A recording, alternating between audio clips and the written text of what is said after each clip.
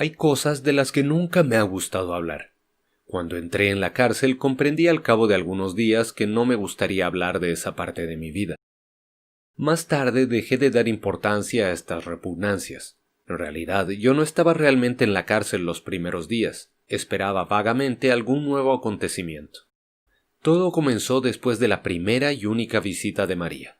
Desde el día en que recibí su carta, me decía que no le permitían venir más porque no era mi mujer. Desde ese día sentí que la celda era mi casa y que mi vida se detenía allí. El día de mi arresto me encerraron al principio en una habitación donde había varios detenidos, la mayor parte árabes. Al verme se rieron. Luego me preguntaron qué había hecho. Dije que había matado a un árabe y quedaron silenciosos. Pero un momento después cayó la noche. Me explicaron cómo había que arreglar la estera en la que debía acostarme. Arrollando uno de los extremos podía hacerse una almohada. Toda la noche me corrieron las chinches en la cara. Algunos días después me aislaron en una celda en la que dormía sobre una tabla de madera. Tenía una cubeta para las necesidades y una jofaina de hierro. La cárcel se hallaba en lo alto de la ciudad y por la pequeña ventana podía ver el mar. Un día en que estaba aferrado a los barrotes con el rostro extendido hacia la luz, entró un guardián y me dijo que tenía una visita. Se me ocurrió que sería María, y era ella. Para ir al locutorio seguí por un pasillo largo, luego una escalera y, para terminar, otro pasillo. Entré en una gran habitación iluminada por una amplia abertura. La sala estaba dividida en 3 partes por 2 altas rejas que la cortaban a lo largo. Entre las 2 rejas había un espacio de 8 a 10 metros que separaba a los visitantes de los presos. Vi a María enfrente de mí, con el vestido a rayas y el rostro tostado. De mi lado había una decena de detenidos, árabes la mayor parte. María estaba rodeada de moras y se encontraba entre 2 visitantes, una viejecita de labios apretados, vestida de negro, y una mujer gorda, en cabeza, que hablaba muy alto y gesticulaba. Debido a la distancia que había entre las rejas, los visitantes y los presos se veían obligados a hablar muy alto. Cuando entré, el ruido de las voces que rebotaba contra las grandes paredes desnudas de la sala y la cruda luz que bajaba desde el cielo sobre los vidrios y brotaba en la sala, me causaron una especie de aturdimiento. Mi celda era más tranquila y más oscura. Necesité algunos segundos para adaptarme. Sin embargo, concluí por ver cada rostro con nitidez destacado a plena luz. Observé que un guardián estaba sentado en el extremo del pasillo entre las 2 rejas. La mayor parte de los presos árabes, así como sus familias, estaban en cuclillas frente a frente, pero no gritaban. A pesar del tumulto, lograban entenderse hablando muy bajo. El murmullo sordo, surgido desde abajo, formaba un bajo continuo a las conversaciones que se entrecruzaban por sobre las cabezas. Observé todo rápidamente y avancé hacia María. Pegada ya a la reja, me sonreía con toda el alma. La encontré muy bella, pero no supe decírselo. «¿Qué tal?», me dijo muy alto. «¿Qué tal? Ya lo ves». «¿Estás bien? ¿Tienes todo lo que precisas?» «Sí, todo». Nos callamos y María seguía sonriendo. La mujer gorda aullaba a mi vecino, sin duda el mando, un sujeto alto, rubio, de mirada franca. Era la continuación de una conversación ya comenzada. «Juana no quiso tomarlo», gritaba a voz en cuello. «Sí, sí», decía el hombre. «Le dije que al salir volverías a llevártelo, pero no quiso tomarlo». María me gritó por su parte que Raimundo me mandaba saludos. Dije gracias, pero mi voz quedó tapada por el vecino que preguntó si estaba bien. Su mujer rió y dijo que nunca se había sentido mejor. El vecino de la izquierda, un jovenzuelo de manos finas, no decía nada. Noté que estaba frente a la viejecita y que ambos se miraban con intensidad, pero no tuve tiempo de observarlos más porque María me gritó que era necesario tener esperanzas. Dije sí. Al mismo tiempo la miraba y tenía deseos de oprimirle el hombro por encima del vestido. Tenía deseos de tocar la tela fina, pues no sabía qué otra cosa podía esperar. Pero sin duda era lo que María quería decir porque seguía sonriendo. Yo no veía más que el brillo de sus dientes y los pequeños pliegues de sus ojos. «Saldrás y nos casaremos». Respondí, ¿lo crees? Pero lo dije sobre todo por decir algo. Dijo entonces rápidamente y siempre muy alto que sí, que saldría libre y que volveríamos a bañarnos. Pero la otra mujer aullaba por su lado y decía que había dejado un canasto en la portería. Enumeraba todo lo que había puesto en él. Habría que verificarlo, pues todo costaba caro. El otro vecino y su madre seguían mirándose. El murmullo de los árabes continuaba por debajo de nosotros.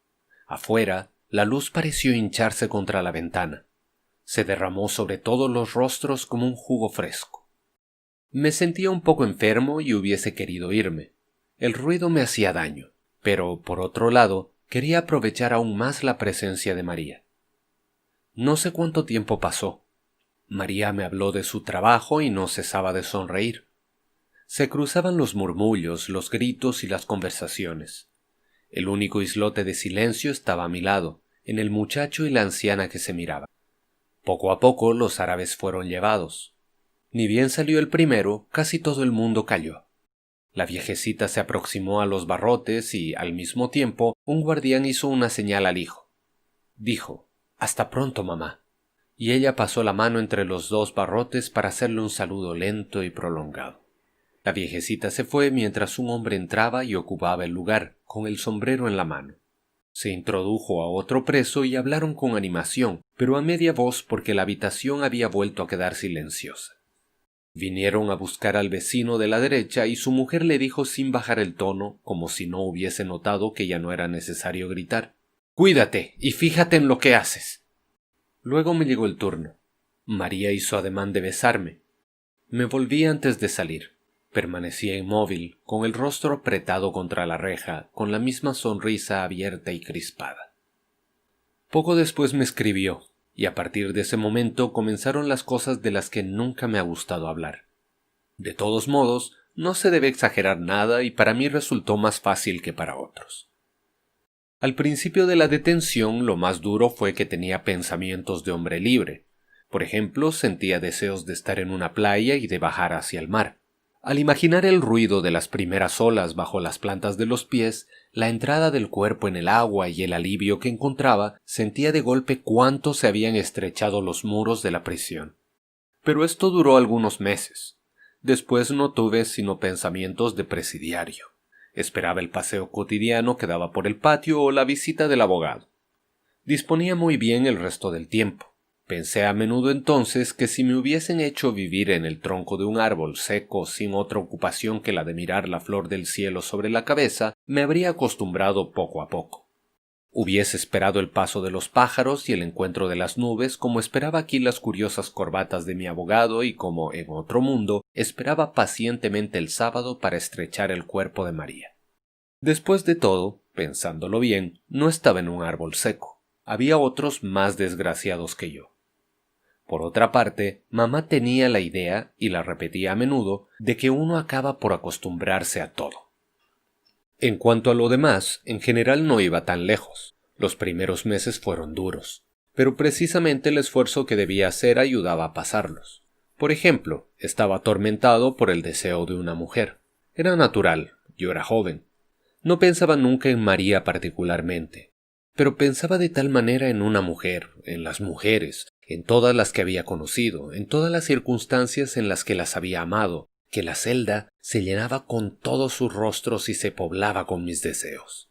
En cierto sentido, esto me desequilibraba, pero en otro mataba el tiempo. Había concluido por ganar la simpatía del guardián jefe que acompañaba al mozo de la cocina a la hora de las comidas.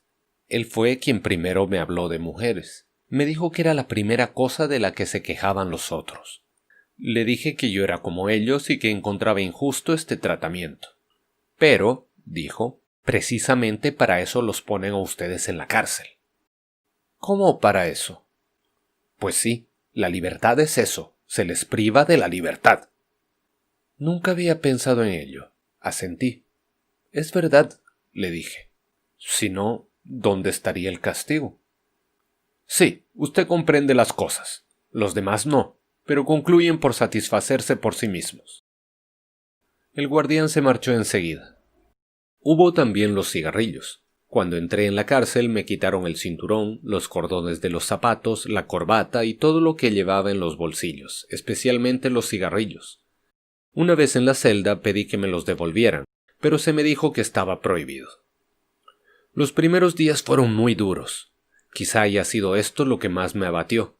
Chupaba trozos de madera que arrancaba de la tabla de la cama. Soportaba durante todo el día una náusea perpetua. No comprendía por qué me privaban de aquello que no hacía mal a nadie. Más tarde comprendí que también formaba parte del castigo, pero ya me había acostumbrado a no fumar más y este castigo había dejado de ser tal para mí.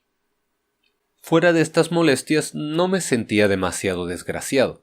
Una vez más todo el problema consistía en matar el tiempo. A partir del instante en que aprendí a recordar, concluí por no aburrirme en absoluto.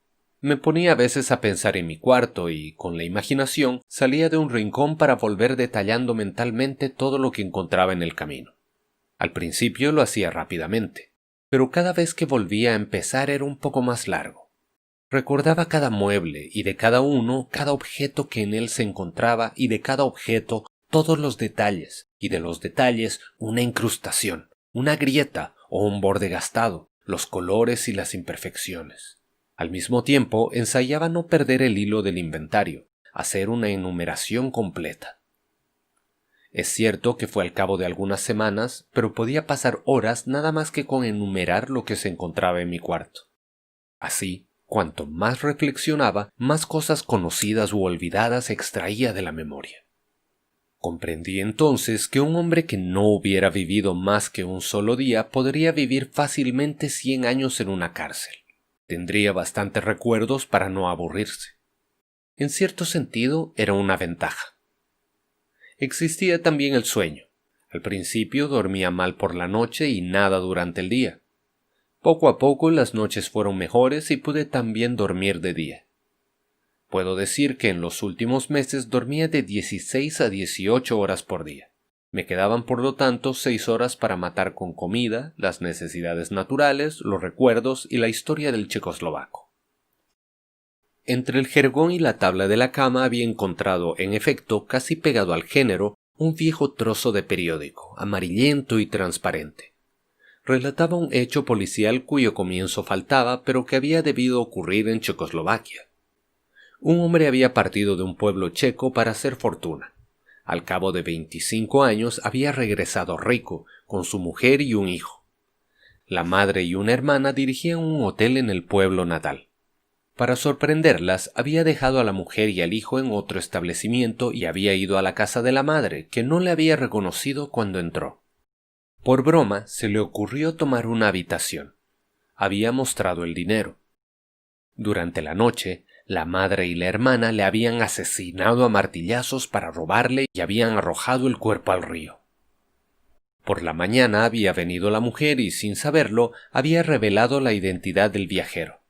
La madre se había ahorcado, la hermana se había arrojado a un pozo. Debo de haber leído esta historia miles de veces. Por un lado era inverosímil, por otro era natural. De todos modos, me parecía que el viajero lo había merecido en parte y que nunca se debe jugar. Así pasó el tiempo, con las horas de sueño, los recuerdos, la lectura del hecho policial y la alteración de la luz y de la sombra. Había leído que en la cárcel se concluía por perder la noción del tiempo, pero no tenía mucho sentido para mí. No había comprendido hasta qué punto los días podían ser a la vez largos y cortos. Largos para vivirlos, sin duda, pero tan distendidos que concluían por desbordar unos sobre los otros. Perdían el nombre. Las palabras ayer y mañana eran las únicas que conservaban un sentido para mí. Cuando un día el guardián me dijo que estaba allí desde hacía 5 meses, le creí, pero no le comprendí. Para mí era el mismo día que se desarrollaba sin cesar en la celda y la misma tarea que proseguía. Ese día, después de la partida del guardián, me miré en el agua de la escudilla. Me pareció que mi imagen continuaba seria, aun cuando ensayaba sonreír. La agité delante de mí. Sonreí y conservó el mismo aire severo y triste. El día concluía y era la hora de la que no quiero hablar, la hora sin nombre, en la que los ruidos de la noche subían desde todos los pisos de la cárcel en un cortejo de silencio. Me acerqué a la claraboya y con la última luz contemplé una vez más mi imagen. Seguía siempre seria y nada tenía de sorprendente, pues en ese momento yo lo estaba también. Pero al mismo tiempo, y por primera vez desde hacía largos meses, oí distintamente el sonido de mi voz. Reconocí que era la que resonaba desde hacía muchos días en mi oído y comprendí que durante todo ese tiempo había hablado solo. Recordé entonces lo que decía la enfermera en el entierro de mamá. No había escapatoria y nadie puede imaginar lo que son las noches en las cárceles.